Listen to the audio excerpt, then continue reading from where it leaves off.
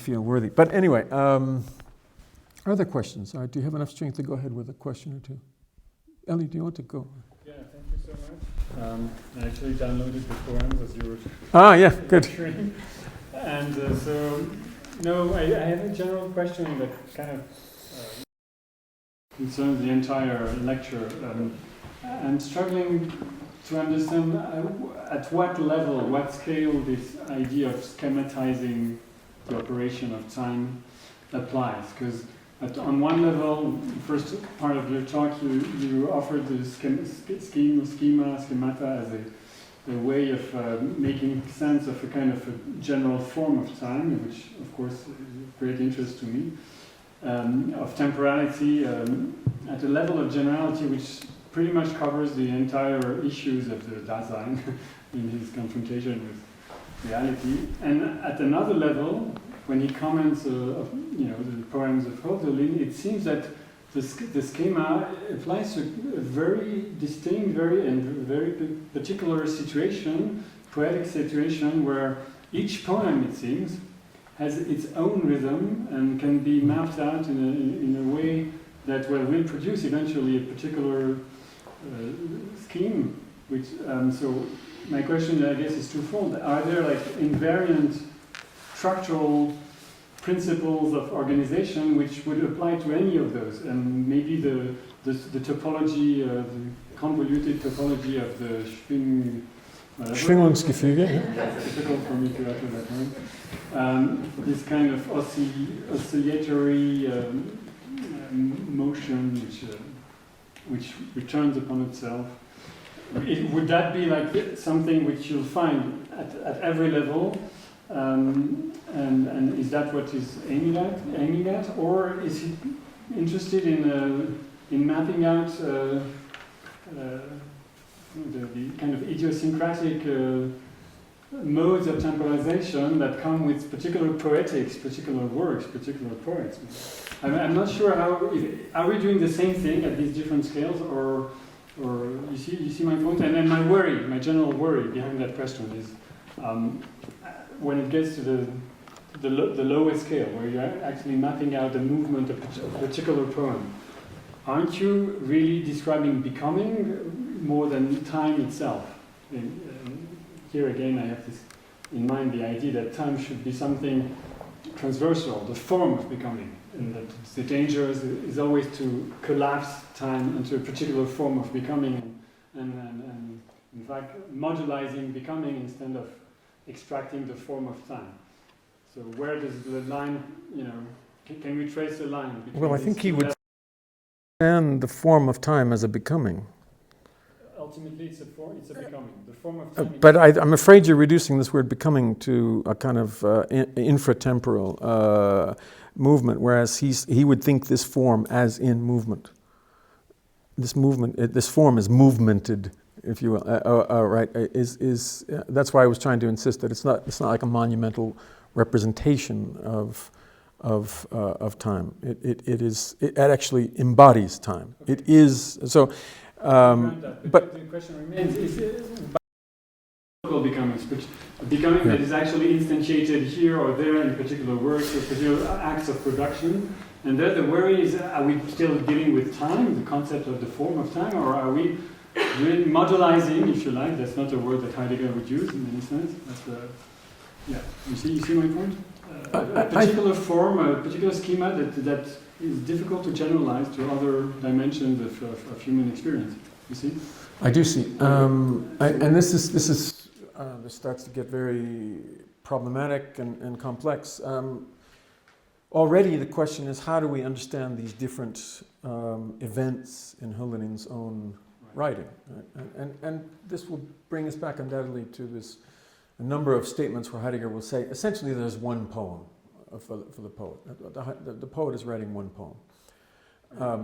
In other words, reenacting this movement to the grounds of poiesis and language. And yes, I would say that there's, in a sense, there is one poem being written. But In Hölderlin, not In- all poets are indulging in that. And Heidegger would say that, you know, in this period, he will go on to read George Trakl, read a number of poets. But in this period in particular, he was saying, no, Hölderlin is the poet of poetry. Hölderlin is the poet who goes to the limits of poetry in this way, and thereby engages these grounds of poiesis and therefore space and time and so on. So he in this then he will say this is one of the ways in which the human Dasein defines its da, right? And then he will say we also have to look to the political, or we have to look to thought. And the fact in the origin of the work of art, he gives 5 different forms. He also talks about an essential sacrifice, and he talks about a relation to the divine. But I think for him in this period, there are really 3 forms. There's the poetic relation, there is thought, and there's the political act of founding. Now the thing about the poetic relation, at least as he emphasizes it in these years, is that it has a particular relation to what he calls the earth. And this is a development in his thinking in the early 30s, and it really comes out via Hölderlin. But it's in relation to the question of the earth that I think we have a new thought of the human or the relation to death. And this is I think this is where the question of the question of poetry remains extremely important here. But the problem then is, how do we think the relation between these different events, the political event, the event of thought, and the event of poetry or art? And it seems to me that we have to think them as each engaging a different temporality. Right, so we have a multifold temporality. They can't be reduced to one another. So the temporality of a people, which is being defined by these 3 modes, is itself multifold. Right, and the poet's act, I presume, would be particularly important for drawing this people together as a people in a communal form. But I haven't really touched upon that dimension yet. But I think that this is, I hope I've answered your question. It does point to a multifold, irreducibly multifold character of this evental structure. Right?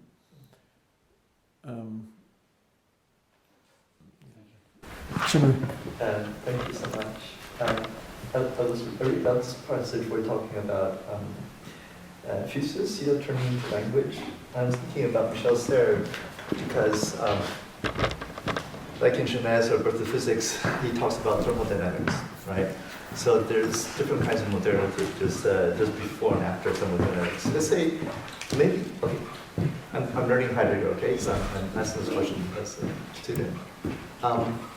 Could it be that in these descriptions of poiesis, there's an assumption of clarity of form? So we talk about earth or the river coursing through the earth, let's say, that it's always clear where the river ends and where the earth begins, let's say. Okay, when we say the river makes a turn, it's clear this is the turn, and turn is like this is the form of the turn. I'm using the turn in multiple senses, of course. But we think about Michel Serre's notion of history. He says, history is a propagation of effect. He says this, right? And then he also talks in other parts about noise. And this beautiful figure, not of earth, but of the sea, where underneath the noise of the sea, there's deep, underneath the clamor of the sea, there's a deeper noise, right? That he uses this is an archaic French word, noise, N-O-I-C. And that's his entry into thermodynamics. Now, why do we bring up Michel Serre? Is to compare, these very different notions of let's say, of emergence, right? Of emergence of what? And on this side with Michel Serre, we can say forms or effects emerge out of noise. I don't actually hold with that by itself. I think there's more to it, which I'll talk about. But then we can say, well, if you think about forms and forms, time is a form. Up to this point, as we've been talking about it, there's been this implicit assumption that it's clear, that there's a clarity to this thing. And maybe this is the moment when we can begin to think about, well, when does it become clear? Right? Maybe there's a point when we talk about emergence from Earth or from, in terms of physics, there's a moment somewhere where it's not clear, it's indistinct. I'm sure Heidegger does right. Absolutely. Absolutely, and that's one of the key features of Earth. In fact, it withholds or conceals, let's say, or withdraws or recedes. So Earth, when he defines it precisely, he'll say Earth is that in physis which withholds itself. But that withholding also becomes part of what creates the impetus or what impels the poet to seek to bring to form. And the clarity that you're talking about is brought in the poetic work. So it's an engagement with that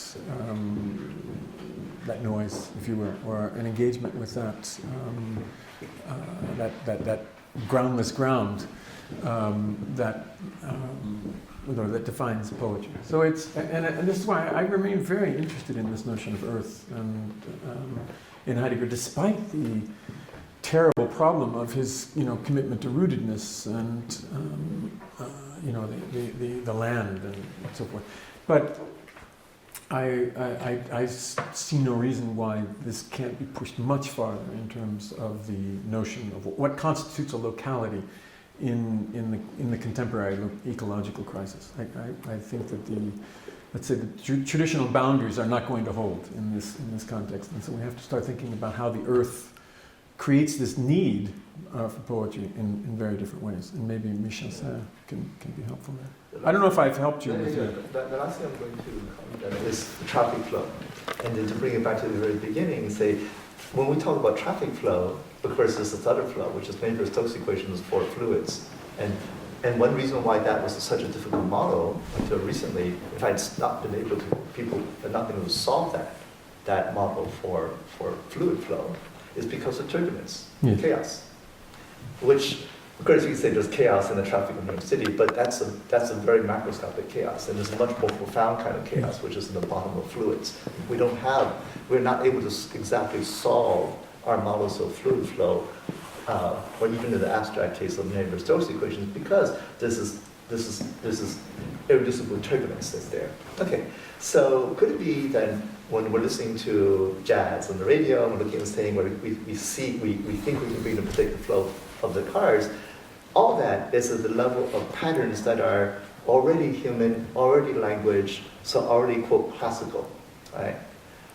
When in fact, if you look at the figures of Earth or sea, maybe this is other kind of flow, which is really not legible. It's not, and if you think it's legible, it's really, how do you say, a conceit. It's a poetic conceit, right? It's already very human.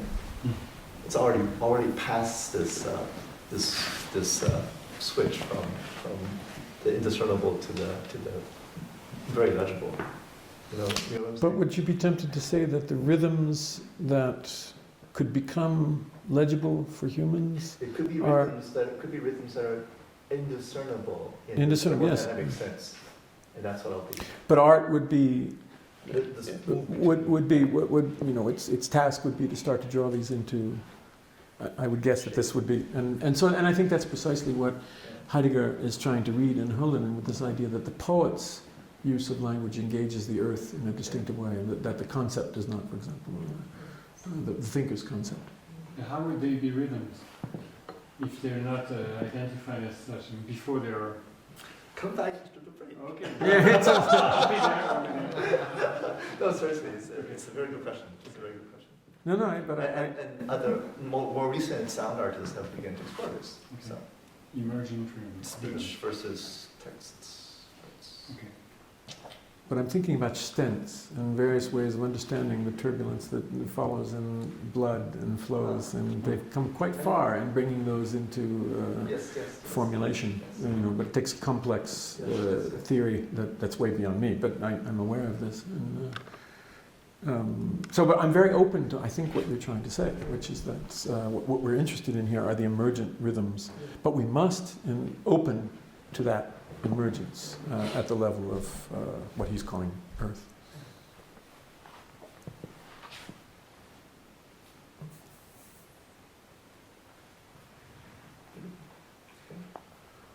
Well, thank you for your patience.